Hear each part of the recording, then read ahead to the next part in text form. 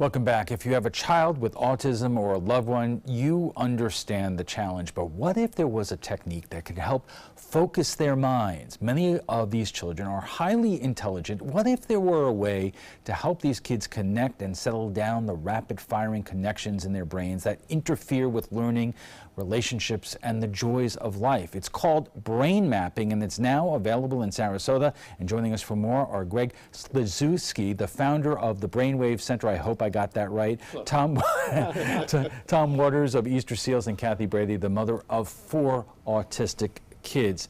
I hope my description was accurate in terms of the effect of autism and the challenges for family and friends and for these young people. And I guess the first question is, how long has this technology been around? Well, neurofeedback training itself has been around for over 50 years. Started after the advent of EEGs, or electroencephalograms, to look for brain functionality issues. Early on it was for epilepsy, and then went to addictions, etc. Looking for mass growths, etc. So as the technology got better, they were able to look for more functionality issues and probability of issues such as whether it's anxiety or depression, or whether there's a pattern for autism or ADHD. Right. Now, I want to get to the implications for those other things you were talking about a little bit later, but the advent of what I saw there in our story about watching the video, and if you turn away, it kind of fades away, the audio fades away, is that fairly new? For the past 10, 20 years, yeah, it's fairly new. The early types of neurofeedback had to do more with turning a red light green, or changing a circle to an oval to a circle, so it was more shapes or light. As the computer technology increased, then you were able to do more things. Some do games where you try and raise a balloon into the air, or you're racing a car, or you're doing something of that nature. We chose movies because we can't compete with PS4 or Xbox. Who can? Everyone, exactly. And so you can come in and you can watch a movie. It's a movie you want to watch. You watch it a half an hour at a time. So it's a good experience combined with the fact you're training your brain. KATHIE, how quickly did you start seeing the effects on your kids? Within a couple weeks. In what way? What were the first things that you saw? Well, I interact and get a report from the teachers on a daily basis on their behavior on a day-to-day basis. And for Trevor, most days aren't great days. So once we saw a good day, and then the next day was a good day, and then the third day was a good day, we were like, okay, what's different here? What are we doing? And so I talked to Miss Jody, and she said, that's Trevor's VPK teacher, and she said, KATHIE, on his Brainwaves day, that's the best day of the week that we have. And that day is just a great smiley face day across the board. But then they started seeing days where he didn't have a great day all day long, but a better portion of his day was a better day. So here we are a few months into it, and he's doing good. Tom, could you explain to us how families are able to afford this kind of a treatment through Easter Seals? Where does the money come from, and how is it limited in whatever way? Well, the neat part for Easter Seals, since we've been around since 1946, we're a local nonprofit that is supported through partnership and philanthropy. So through philanthropy, we're able to provide this service. So thanks to generous donors, and in this case, the Librator Fund for Children, we're able to provide this service for children in our area. Cutting edge programming to take them that next step to being independent, to having the focus, to being able to learn. Early intervention has been a sweet spot for Easter Seals for many years, and this just takes it to that next level. Okay, we are just getting warmed up, and we'll have much more on brain mapping right after we check the first alert weather, so stay with us. Welcome back. We're talking about brain mapping and how it's being used to treat autism. And joining us for more are GREGG SLEDZIEWSKI, founder of the BRAINWAVE Center, Tom Waters of Easter Seals, and KATHIE Brady, the mother of 4 autistic children. I printed out some of the behaviors that this type of technology and treatment can help. Initiation of touch and contact, reduced emotional outbursts, increased tolerance to change, slower, clearer speech patterns, better responses to parental and teacher instructions. Anybody who is dealing with an autistic kid, KATHIE, could understand exactly what we're talking about here. it hasn't solved all the problems with your kids, but to what degree can you describe that it has helped tremendously? Well, Isaac, for instance, had more bad days than good days, and since he's started doing the brain mapping, he has better concentration in class. He's able to listen to Mrs. Collins. He gets in much less trouble as far as behavior goes. He was bullying, and he was intimidating other kids, and he had other behaviors that weren't nice across the board, and we've seen a decrease in that. And it's a smiley face, sad face scale, and now we see more smiley faces than we say sad faces. Okay, Greg, explain this. The treatment is how many days a week at your place? Well, we find the most effective time is 2 to 3 times a week. You can do it every day, but you will get tired, and you'll call me and say, I don't want to come today. If you could do it 1 time a week, but it's just going to take a longer period of time. 2 to 3 times we think is the best. You can do it twice a day as long as there's at least a half an hour between the sessions. But again, if you do that often, you will get tired of doing it. Right. Tom, do you find here, I mean, I would imagine how many people who are watching this right now are going to say, sign us up. Mm-hmm. But is there a limited, amount of either money available to fund these sessions, or just so many hours in the day? I was just going to say both, and I think the key is, as I mentioned earlier, philanthropy, because this is all philanthropy. This is done at Easter Seals because somebody generously says, I want to make this happen, and makes a contribution. And so we're able to then do that for these children who, in most cases, when you think about some of the disabilities and the other challenges that the families face, and the economic challenges that most of them have, you've got a double disadvantage. So to enable our families means that we have to do it through philanthropy. So you've got X dollars, okay, that you have available to do it, and then you have X hours. So we look to grow this and to do it through partnership. But I think the key for most folks is going to be to take a look at all of the complementary therapies and programs, because that's what's going to help their child. We do PT, OT, speech, art, music, yoga. And when you add all those in, along with reading coaching and other things, and then you put in this focus, that's going to make the difference. So look at the whole package. Right. So I want to... things we normally say is that neurofeedback works well with others. Yes. We're a great complement.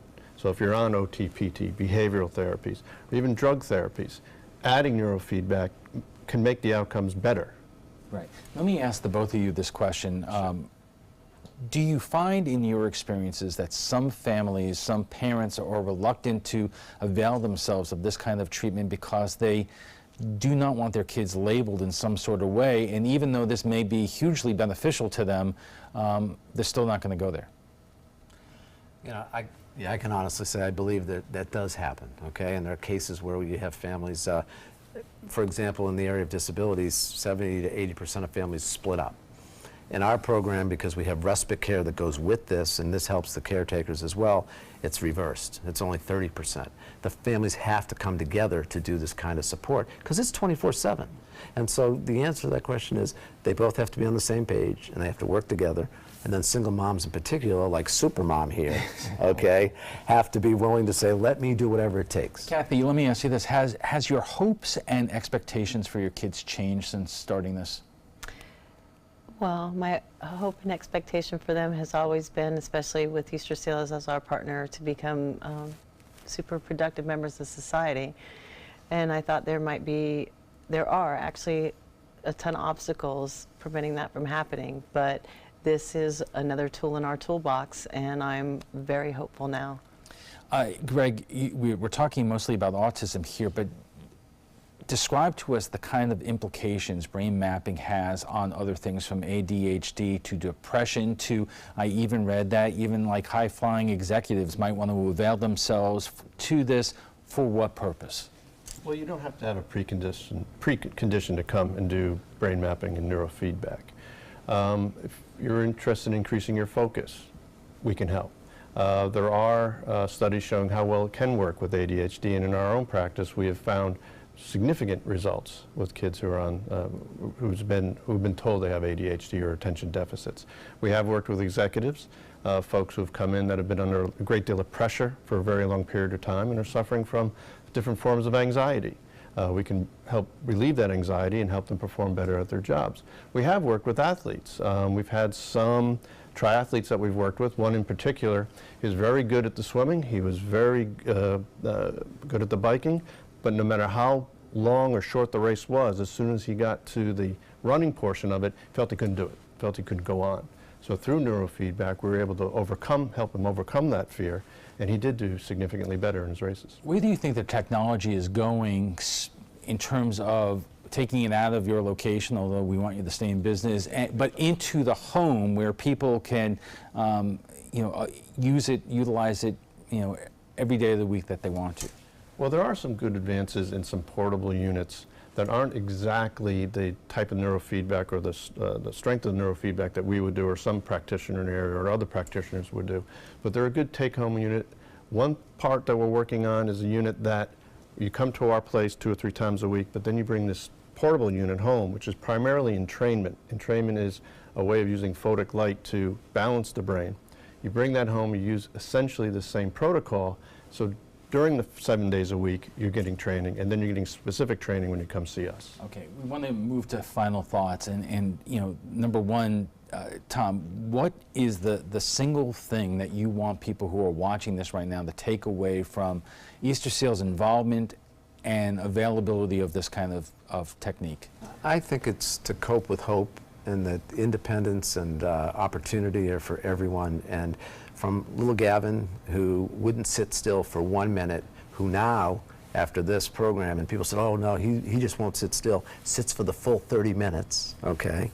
And that mom doesn't have to worry about her son running away from them at the store, okay? To Chance, who had apraxia, wasn't able to speak, speaks clearly, but now has a calmness and better behavior. He's going to be one of the next rock stars. He'll probably be the next CEO of Easter Seals because of this kind of teamwork. So cope with hope, and independence and productivity is there for everyone. Kathy, what kind of reaction have you gotten out of your children? Do they look forward to these sessions? Do they realize how it's helping them do things that they may not have been able to do before? They love it, and they love going, which initially my concern was that they'll never sit still, not for 10 minutes for the session, let alone 20 or 30.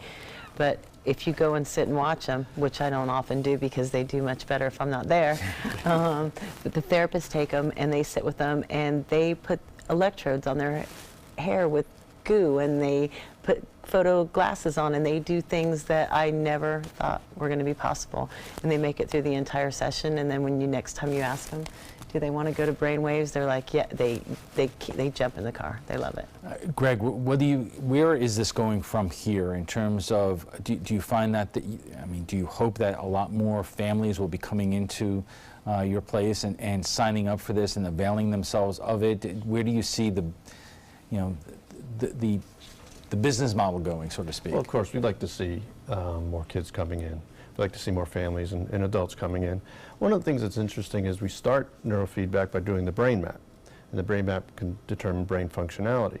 It's a technology that, everyone should at some point have a brain map. And where I see it going is it becomes common to say a blood test, where, particularly if you're going to play sports, you get a brain map. If you should have a concussion or do have an injury, you're going to be at least able to have a baseline, or even a car accident or something else, a boating accident. You'd at least have a baseline to see where it can go. When we're talking about football and head injuries, you can imagine that's where this can come into. Thank you all for joining us tonight. We appreciate it.